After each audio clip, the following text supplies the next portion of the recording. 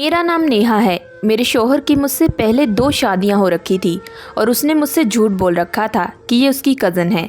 शादी के बाद मेरा शौहर मेरे पास नहीं आता, लेकिन उसकी बीवियां रोज़ मेरे पास आती और मेरी खूब खिदमत करती। शाम होते ही दोनों एक कमरे में बंद हो जाती।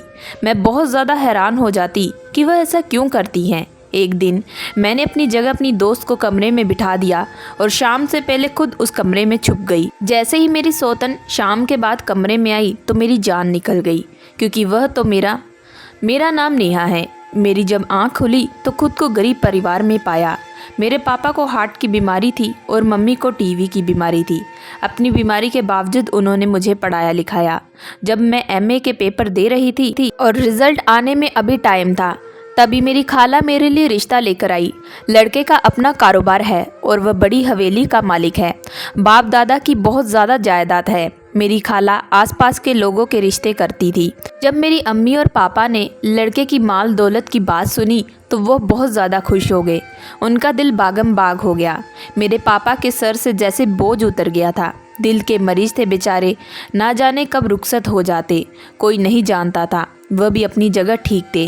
वह अपनी ज़िंदगी में ही अपनी बेटी को रुखसत करना चाहते थे। इतनी इच्छा रखता देखकर उनके लड़के की छानबीन करने की भी ज़रूरत नहीं समझी, क्योंकि लड़का अमीर था। इससे पहले मेरी एक बहन की शादी हो चुकी थी, लेकिन गरीब होने की वजह से वह बेचारी अपने घर में खुश नहीं थी। हाँ, वह लड़का फैज़ान उसका खूब ख्याल रखता था, लेकिन सिर्फ प्यार से पेट नहीं भरता। इस हिसाब से सुहेल मेरे लिए खुद की रहमत नाजिल हुआ था। रिश्ते के लिए हाँ कर दी गई और दोनों तरफ से शादी की तैयारियां जोरों शोरों से चल रही थी। एक दिन मुझे और सोहेल को मिलवाया गया। सनी आदत का बहुत ही ज़्यादा अच्छा था। सोहेल ने उसी दिन मुझे अपनी मोहब्बत का इजहार किया कि वह मुझसे बहुत मोहब्बत करता है और ये रिश्ता उसी ने भेजा है। सनी ने मुझे बताया कि जब मैं कॉलेज से वापस आती थी तो वह मुझे छुप छुप कर देखा करता था और मेरा पीछा करता था, और मेरा पीछा करते करते वह एक दिन मेरे घर तक पहुंच गया और फिर उन्होंने मेरे लिए घर पर रिश्ता भेज दिया। मुझे सनी अच्छे लगे थे और शायद मुझे भी उनसे मोहब्बत हो गई थी। सनी की अम्मी हर महीने हमारे घर पर आया जाया करती थी। ईद का नया जोड़ा मिलता।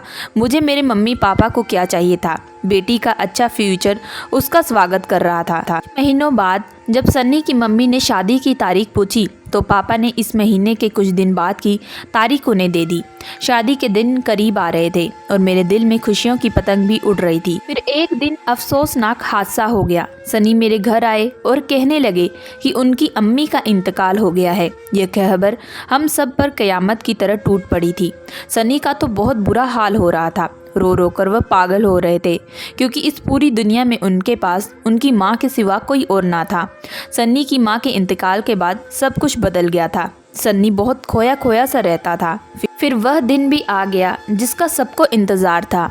मेरी सन्नी की शादी हो गई। हर लड़की की तरह दुल्हन बनकर सन्नी के घर में मैं आ गई। आज मेरी शादी की पहली रात थी और मैं सारी रात सन्नी का इंतज़ार करती रही, लेकिन वह नहीं आया। इतने भारी कपड़े पहने हुए मैं उसका इंतज़ार करती रही। दिल कर रहा था कि ये कपड़े उतार कर सो जाऊं, लेकिन दिल में ख्याल आता कि सनी आता ही होगा। और फिर सनी के इंतज़ार में मुझे कब नींद आ गई मुझे कुछ पता ना चला। सुबह जब हुई तो सन्नी की आवाज़ से मेरी आँख खुली। वह बिस्तर के सामने खड़ा हुआ मुझ पर चिल्ला रहा था और मुझसे नाश्ता मांग रहा था। मेरे दिमाग में लाखों सवाल थे कि आप रात भर कहाँ थे और क्यों नहीं आए, वगैरह वगैरह। लेकिन शौहर के आगे मैं चुप होकर किचन में चली गई और फटाफट नाश्ता बनाया और सन्नी को ला कर दिया। नाश्ता करने के बाद भी सनी ने मुझे बहुत डांटा कि तुम्हें खाना बनाने की तमीज़ नहीं है, इतना बड़ा खाना, इसमें कोई स्वाद नहीं। मैं सनी से कुछ कहना चाहती थी, लेकिन सनी मेरी बात बिना सुने ही चले गए। मैं तो यह भी नहीं जानती थी कि वह कहाँ पर गए हैं। वह सारा दिन मैंने इतनी बड़ी हवेली में अकेले ही गुजारा था। शादी का पहला दिन और पहली रात लड़की के लिए बहुत ज़्यादा खुशी और किस्मत का होता है, लेकिन मेरे लिए शायद मेरी बात किस्मती का आगाज़ था। सारा दिन मैंने सनी का इंतज़ार किया। मैं बार बार दरवाजे पर जाती कि कहीं सनी तो नहीं आ गए, लेकिन वहाँ पर चौकीदार के सिवा कोई और नहीं होता। मैं अपना छोटा सा मुंह लेकर वापस आ जाती। अगले दिन फिर सनी लौटे और नाश्ता करके मुझे डांट कर फिर से चले गए। ऐसा 5 दिनों तक चलता रहा। मैं बहुत हैरान होती कि सनी कहाँ जाते हैं, किसके पास जाते हैं, कहीं उन्होंने दूसरी शादी तो नहीं कर रखी। 5वें दिन सुबह को सनी वापस आ गए तो उनके साथ दौड़ते हुए और भी औरतें देखकर मेरे पैरों तले ज़मीन निकल गई, क्योंकि मुझे ऐसा लगा कि मेरा शक यकीन में बदल गया है। लेकिन एक औरत होती तो मैं मान भी लेती, वह तो 2-3 थी। मैं बहुत ज़्यादा हैरान थी। मेरे शौहर ने आकर मुझसे बहुत प्यार से बात की और मुझसे कहा कि जानेमन, ये मेरी ताई की बेटियां हैं और कल सुबह ताई का इंतकाल हो गया। अब इनके पास मेरा सिवा कोई और नहीं है। इनके पास मेरे घर के सिवा अब कोई ठिकाना नहीं है। आज से यह हमारे साथ यहीं पर रहेंगी। मैं कुछ कहना चाहती थी, लेकिन मेरे शौहर मेरी बात सुने बिना ही वहाँ से चले गए। आज भी वह चले गए। आज तो उन्होंने मुझसे प्यार से बात की थी, लेकिन वह आज भी चले गए। मेरे दिमाग में शक के सवाल बढ़ते जा रहे थे। मेरे शौहर की ताई की बहन पूरे दिन मेरे साथ रहती। उन्होंने मुझे घर का कोई काम करने नहीं दिया। घर की सफाई के बर्तन धोए, खाना बनाया, यहाँ तक कि मुझे सजाया भी, नए कपड़े पहनाए और फिर कहने लगी आपकी टांगें दबा देते हैं। मैंने काफ़ी मना किया, लेकिन उन्होंने मेरी एक ना मानी और ज़बरदस्ती मेरा जिस्म दबाने लगी। जब वह मेरी खिदमत कर रही थी तो मुझे बहुत ज़्यादा सुकून मिल रहा था और मुझे कब नींद आ गई पता ना चला। जब आँख खोली तो रात का 3रा पहर चल रहा था। मैं जल्दी से उठी और इधर उधर देखने लगी कि मेरे शौहर आए तो नहीं, लेकिन वहाँ पर कोई भी नहीं था। मैं अपने कमरे में बिल्कुल अकेली थी। मेरी शौहर की कज़न भी नहीं थी। मैं उन्हें आवाज़ देते हुए कमरे से बाहर आ गई। यह हवेली बहुत ज़्यादा बड़ी थी। मुझे यहाँ आए हुए काफ़ी दिन हो गए, लेकिन मैंने कभी भी इस हवेली को देखना गवारा नहीं किया और करती भी कैसे। आते ही मुझे इतने रूप जो दिख गए थे। मुझे हवेली की रास्ते के बारे में भी नहीं पता था, लेकिन फिर भी मैं तलाश करती रही। जितना मुझसे चलना था मैं चलती, जितना मैं ढूंढ सकती थी मैंने उन सबको ढूंढा। फिर ठाक कर अपने कमरे में चली आई। मैं बहुत परेशान थी कि पहले मेरे शौहर का पता नहीं चला कि वह कहाँ जाते हैं, और अब उनकी कज़न जो पता नहीं कहाँ चली गई। मेरे दिमाग में तरह तरह के सवाल आ रहे थे। सुबह जब मेरी आँख खुली तो मैं एक अजीब सा नज़ारा देखा। मेरे शौहर की कज़न मेरे पैर दबा रही थी। मैं उठी और मैंने उनसे पूछा कि तुम लोग रात को कहाँ थी, तो उन्होंने मेरी बात को नज़रअंदाज कर दिया और नाश्ते के बारे में पूछने लगी। मैंने बहुत झिड़का, दोनों को कहा कि हम तो सारी रात यहीं थे, यही कमरे में। फिर उन्होंने मुझे नाश्ता करवाया। आज तो मेरे शौहर भी नहीं आए थे। मेरे दिमाग में रात का ही मंजर चल रहा था। उस दिन उन्होंने फिर सारे काम किए और मेरी खिदमत की, और फिर मेरी कब आंख लगी मुझे कुछ पता ना चला। और फिर मेरी जब आंख खुली रात का 3रा पहर था। मेरे शौहर फिर आज नहीं थे। मैं फिर उठकर अपने कमरे में आ गई और फिर सुबह वही आंख खुली तो मैंने देखा कि वही मेरा जिस्म दबा रही हैं। ऐसा कई दिनों तक चलता रहा। सनी भी अब नहीं आते थे। मैं बहुत परेशान थी कि वह कहाँ पर हैं। मैं अपने शौहर की कज़न से इस बारे में पूछती तो उनका भी यही कहना था कि हमें इस बारे में कुछ नहीं पता। मैं बहुत ज़्यादा परेशान थी। फिर एक रात मैंने एक तरकीब सोची। मैंने तेज पत्ते की चाय बनाई और पी ली। मैंने सुना था कि चाय से नींद नहीं आती। आज भी मेरे शौहर की कज़न कम से कम फ्री होकर मेरे पास आई और मेरे पैर दबाने लगी और मुझे फिर से नींद का एहसास हो रहा था। लेकिन मुझे आज सोना नहीं था। चाय का असर था या फिर मेरी खुशकिस्मती। मैं नींद का बहाना करने में कामयाब हो गई। वह मुझे दबाती रहीं, यहाँ तक कि रात हो गई तो वह दोनों भाग गई, और ऐसे भागी जैसे किसी से डर कर भाग रही हो। मैं कंबल से चिपकर उन्हें भागता हुआ देख रही थी और मैं उन्हें जाता हुआ देखकर हैरान हुई, और मुझे एक अजीब सा डर भी लग रहा था। मेरी इतनी हिम्मत नहीं हुई कि मैं उन्हें ज़्यादा देख सकूं कि वह कहाँ पर जा रही हैं। फिर कुछ देर बाद मैं बिस्तर से उठी और कमरे से बाहर निकल गई। वहाँ कोई भी नहीं था, खाली हवेली डरावनी लग रही थी। मैं बहुत ज़्यादा टेंशन में थी कि ये सब हो क्या रहा है, और फिर इस परेशानी में शीशे के सामने आकर खड़ी हो गई। उन्होंने मुझे सजाया था। आज काफ़ी दिनों बाद मैं खुद को शीशे में देख रही थी। मैं बहुत ज़्यादा खूबसूरत थी, जैसे कि चाँद। लेकिन मेरे शौहर मेरे पास क्यों नहीं आते, ये सोचकर मुझे बहुत ज़्यादा तकलीफ़ हो रही थी। आंखों से आंसू निकल रहे थे। यह सोचकर मैं अपने गहने उतारे और दराज में रख दिए। जैसे ही मैंने गहने रखकर दरवाज़ा बंद करने गई तो मेरी नज़र कुछ पेपर्स पर पड़ी, तो देखा कि वह तो निकाह के पेपर थे, और यह देखकर मेरे पैरों तले ज़मीन निकल गई। 2 निकाह के पेपर्स, मतलब कि मेरे शौहर ने 2 शादियाँ और कर रखी हैं। जब मैंने उन पेपर्स को पूरे तरीके से पढ़ा तब मुझे एहसास हुआ कि मेरा शौहर जिन औरतों को अपनी कज़न कहता वह उनकी बहनें नहीं बल्कि उनकी बीवियां हैं, और उनमें से मेरे शौहर ने मुझसे पहले से शादी कर रखी है। यह सब जानने के बाद मेरे पैरों तले ज़मीन निकल गई थी। मैंने आज तक अपने घर वालों को अपने हालात के बारे में कुछ नहीं बताया था। जब भी अपनी अम्मी या अब्बू या बहनों से मिलती तो उन्हें यही बताती कि सनी मेरा बहुत ख्याल रखते हैं और मुझे बहुत खुश रखते हैं, मेरी हर बात मानते हैं। लेकिन सब कुछ उल्टा था। मेरे शोहर तो हमारी शादी के बाद मुझसे मिलने भी नहीं आए और अपनी 2 बीवियां मेरे पास छोड़कर चले गए, जिनसे उनकी शादी मुझसे पहले हो रखी थी। उस रात मैं बहुत रोई, बहुत ज़्यादा, और पूरी रात सोचती रही कि कल मैं किसी नतीजे पर पहुंचूंगी। कल रात मैं किसी न किसी तरह जरूर सन्नी की बीवियों का पीछा करूंगी और देखूंगी कि आखिर वह कहाँ जाती है। कहीं ऐसा तो नहीं वह सब रात को सन्नी से मिलने जाती है। इस बहाने मैं भी अपने शोहर से मिलूंगी और पूछूंगी कि उन्होंने मेरे साथ ऐसा क्यों किया। सारी रात के बाद मैं बिस्तर पर आकर लेट गई। मैं सोई नहीं थी। सुबह होने के बाद मेरी सौतन ने मेरे बिस्तर पर आई और मेरे फिर पैर दबाने लगी। मैंने जागने का बहाना किया और फिर उन्होंने मुझे नाश्ता करवाया। आज मैंने उनसे रात के बारे में कुछ भी नहीं पूछा था। उन्होंने घर के सारे काम किए, फिर हमेशा की तरह मेरे पैर दबाने लगी। मैंने फिर नींद का बहाना किया, लेकिन मैं सोई नहीं थी क्योंकि आज मैं भी चाय पी रखी थी। वह पैर दबाती रही और जैसे ही रात हुई वह कल की तरह भाग गई। आज मैं पहले से ही चौकन्ना थी। तभी मैं बाहर आ गई और धीरे धीरे उनका पीछा करने लगी। वह दोनों कमरे से निकली और भागते हुए आंगन की तरफ चली गई और हवेली की दूसरी तरफ वाले हिस्से में चली गई। मैं लगातार उनका पीछा कर रही थी, लेकिन जैसे ही मैं आंगन में पहुंची मेरा पर किसी से टकरा गया और मैं गिर गई। मैं खुद को फिर से संभाला और फिर उनके पीछे चली गई, लेकिन मेरे जाने से पहले ही वह पता नहीं कहाँ चली गई। मैं उधर उधर देखती रही, लेकिन मैं एक बार फिर नाकाम हो गई और अपने कमरे में वापस आ गई और अपनी किस्मत को एक बार फिर कोसने लगी। एक बार फिर मैं नाकाम हो गई और फिर मैं जब सुबह हुई तो मेरी आंख खुली तो मैंने ऊपर वाले से दुआ मांगी कि ये मुश्किल आसान कर दे और इन सब उलझनों को समझने में मेरी मदद करे।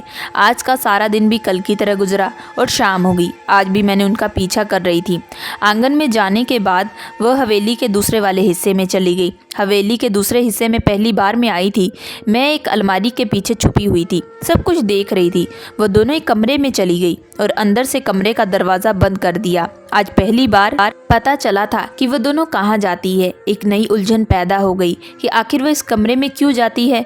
इन सब उलझन में मेरा दिमाग फटने पर लगा था। अगर मैं किसी को अपना मसला नहीं बताती तो शायद मेरे दिमाग की नस फट जाती। फिर मैंने अपनी एक सहेली को यह सब बताने का फ़ैसला कर लिया, क्योंकि मैं अपने माँ बाप को तो यह सब कुछ नहीं बता सकती थी।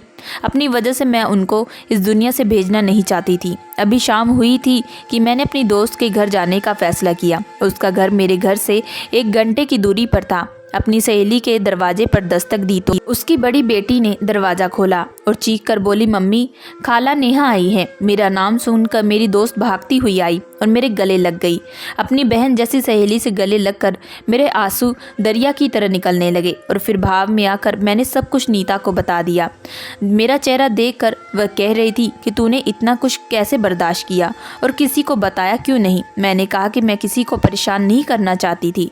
नीता ने मेरी बात सुनी और मुझसे कहा कि हमें उस कमरे में जाकर पता करना पड़ेगा कि वह हर रात उस कमरे में क्या करने जाती है।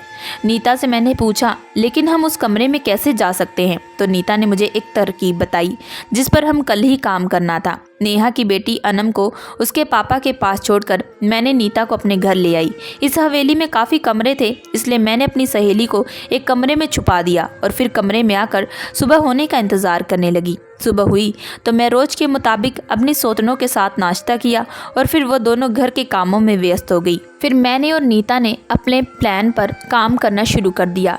मेरी सहेली ने बिल्कुल मेरे जैसे ही कपड़े पहने और ऐसे ही तैयार जैसी मेरी सौतनों ने मुझे किया था। फिर मैंने उसे अपने बिस्तर पर छुपा दिया और फिर मैं अपनी सौतनों से कहा कि मैं सो रही हूँ क्योंकि मेरी तबीयत थोड़ी ख़राब है। यह कहकर मैं नीता को अपने कंबल में सुला दिया और खुद हवेली के दूसरे हिस्से में चली गई। मेरी सौतन ने कमरे में आई और नीता की खिदमत करने लगी। मेरी सहेली को दबाती रही क्योंकि मैं अपनी जगह अपनी सहेली को छोड़कर आई थी, लेकिन उन्हें क्या पता था कि कंबल के नीचे नेहा नहीं नीता है। मैं उस कमरे तक पहुंची थी। उस कमरे का दरवाज़ा बंद था और ताला लगा हुआ था। मुझे बहुत ज़्यादा गुस्सा आ रहा था, लेकिन मेरे बालों की पिन से मैंने ताला खोलना आता था। मैंने ताला खोला और कमरे में आ गई। कमरे में बिल्कुल अंधेरा था। रात होने में कुछ ही देर बची थी। मैंने इधर उधर देखा तो अंधेरे के अलावा कुछ नहीं था। मुझे अलमारी दिखी और मैं अलमारी के पीछे जाकर छुप गई क्योंकि रात हो गई थी। मेरी सौतन ने नीता का पैर दबाना बंद किया और वहाँ से भाग गई और भागते हुए वह हवेली के दूसरे हिस्से में आ गई।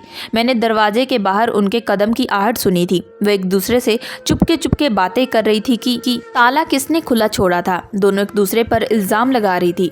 शायद उन्हें इस बात का यकीन हो गया था कि उनमें से ही किसी ने ताला खुला रख दिया था।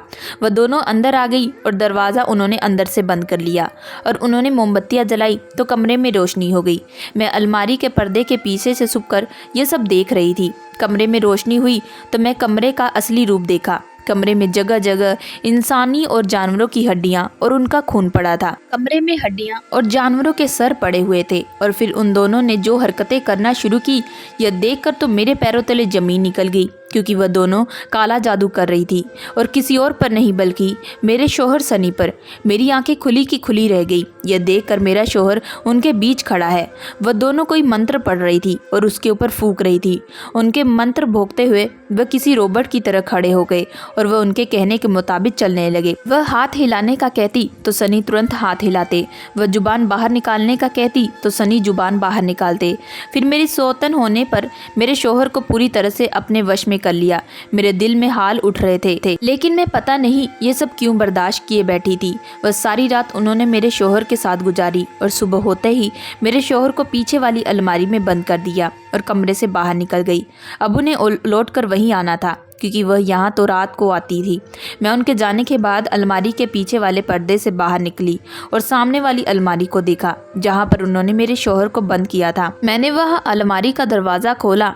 अलमारी को खोलने के बाद वहाँ पर कोई और ही मंजर था। उसके अंदर एक और कमरा था, जहाँ मेरे शोहर बहुत बुरी तरह से चारपाई पर पड़े हुए थे। मुझे देखते ही वह चारपाई से उठ खड़े हुए और कहने लगे, नेहा तुम यहाँ कैसे आई?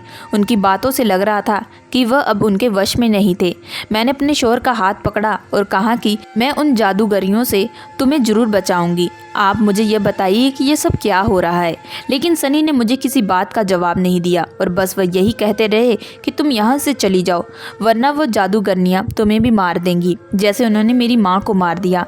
मैं कहती रही कि मैं यहाँ से नहीं जाऊँगी। आखिरकार सनी को मेरी बात माननी पड़ी और फिर सनी ने मुझे जो कहानी सुनाई वह सुनकर मेरे पैरों तले जमीन खिसक गई। इतनी देर में मेरी सहेली उस कमरे के बाहर आ गई, क्योंकि वह जादूगरनियाँ इस कमरे का ताला लगा कर गई थी।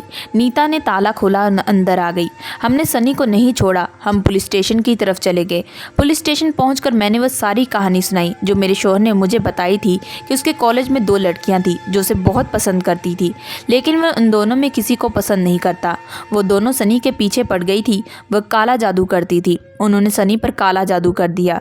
सनी को डरावने ख्वाब आते और उसका ध्यान पढ़ाई से हट जाता। उसकी तबीयत बिगड़ती जा रही थी और फिर एक दिन ऐसा हुआ कि उसे कॉलेज छोड़ना पड़ा, क्योंकि वह फेल हो गया था। यही तो वह लड़कियां चाहती थी। मेरे शोहर की माँ ने उसका बहुत इलाज करवाया, लेकिन उन्हें कोई बीमारी नहीं निकलती थी और फिर उन्होंने सनी की शादी करने का फैसला कर दिया। उन दिनों सनी ने नेहा को बाजार में देखा था और पहली नज़र में वह दिल हार बैठा। वो नेहा से प्यार कर बैठा था। अब उसकी तबीयत पहले से बेहतर हो रही थी, क्योंकि सनी नेहा को सोचने लगा था। सनी को अपना बनाने के लिए उसे नेहा की यादों से निकलना बहुत ज़रूरी था। इसलिए उन लड़कियों ने सनी के घर में कदम रखने का फैसला कर लिया। पहले उन्होंने सनी की माँ को किडनैप किया और कहा कि वह अगर उससे शादी नहीं करेगा तो वह उसकी माँ को मार देंगी। सनी अपनी माँ की खातिर उन दोनों लड़कियों से चुपके से शादी कर लिया, लेकिन अपनी माँ को कुछ नहीं बताया। यहाँ सनी की माँ शादी की तैयारियाँ करने में शुरू हो गई थी। उनकी बीवी रोज़ उसे धमकाती कि वह हमारे बारे में अपनी माँ से बात करे, उन्हें बताए, लेकिन सनी मजबूर था। लेकिन वह अपनी माँ का दिल नहीं तोड़ना चाहता था। सनी को वह हासिल करना चाहती थी, क्योंकि उन दोनों की एक से एक शादी उनके जादू को और बढ़ा सकती थी, लेकिन नाकाम हो रही थी। दिन ब दिन उनकी धमकियां बढ़ने लगी और फिर मेरे शोहर ने उनकी बात नहीं मानी तो उन्होंने मेरे शोहर की मां का कत्ल कर दिया। लेकिन तब तक मेरी और सनी की बात पक्की हो चुकी थी। उन्होंने लाख कोशिश की कि मेरा और सनी का रिश्ता टूट जाए, लेकिन सनी की मोहब्बत सच्ची थी और हमारी शादी हो गई। फिर उन्होंने नया काला जादू शुरू कर दिया, जिससे वह मेरे शोहर को अपने वश में कर सकती थी। यह शादी की पहली रात थी जब उन्होंने मेरे शोहर को अपने वश में किया और हवेली के दूसरे हिस्से में मेरे शौहर के साथ रात गुजारी। दिन में उनका काला जादू मेरे शहर पर नहीं चलता था, इसलिए उन लड़कियों ने रात को मेरे शौहर पर काला जादू शुरू कर दिया। लेकिन उन्हें शक था कि कहीं सनी दिन में अपनी बीवी से ना मिले। इसी वजह से उन्होंने सनी को इस कमरे की अलमारी में बंद कर दिया और खुद उसकी कज़िन बनकर घर में रहना शुरू कर दिया। उन्होंने मेरी खिदमत की और घर के काम शुरू कर दिए ताकि मेरा शक उन पर ना जाए। इसलिए वह मेरी खूब खिदमत करती और खाने में कुछ मिला देती कि मैं रात होने से पहले ही सो जाऊं। वह सनी के साथ रात गुजारती और रात को उन्हें खाना भी बहुत कम देती, इसलिए वह बहुत ज़्यादा कमज़ोर हो गए थे। पुलिस ने हमारी बात पर यकीन नहीं किया तो मैंने और नेहा ने एक और प्लान बनाया। हमने इस काले जादू से लड़ने का फैसला किया। हमने ऊपर वाले से मदद मांगी और घर आ गए। हमने मिट्टी का तेल और माचिस का इंतज़ाम किया और उसी रात उनके आने से पहले ही फिर उस कमरे में आकर हर तरफ मिट्टी का तेल फैला दिया। हमने इतना ज़्यादा मिट्टी का तेल फैलाया था कि चिंगारी से पूरा कमरा जल सकता था। उनके आने से पहले हमने कमरे पर तेल लगाया और छिपकर खड़े हो गए। मेरी सौतन ने कमरे में आई और कमरा अंदर से बंद कर दिया। हमने बाहर से ताला लगा दिया और फिर सुराख से माचिस की तीली जलाकर अंदर फेंक दी। आग लगने की देर ही थी कि पूरे कमरे में फैलने लगी। देखते ही देखते पूरा कमरा जल गया। उनकी चीखों की आवाज़ आ रही थी। फिर उसी रात उन जादूगरनियों के साथ उनकी कहानी भी जल गई। इस वाक़े को हमने हादसा कहलाया और फिर मेरी और सनी की सही ज़िंदगी का आगाज़ हुआ। अब सनी उन जादूगरनियों से पूरी तरह आज़ाद हो चुके थे। वह मुझसे बहुत मोहब्बत करते थे और मैंने भी उनका बहुत ख्याल रखा। दोस्तों, मैं आशा करती हूँ कि आप लोगों को ये कहानी पसंद आई होगी। अगर आप लोगों को ये कहानी पसंद आई है तो प्लीज़ हमारे चैनल को लाइक एंड सब्सक्राइब ज़रूर करिएगा एंड बेल आइकन का बटन ज़रूर दबाइएगा।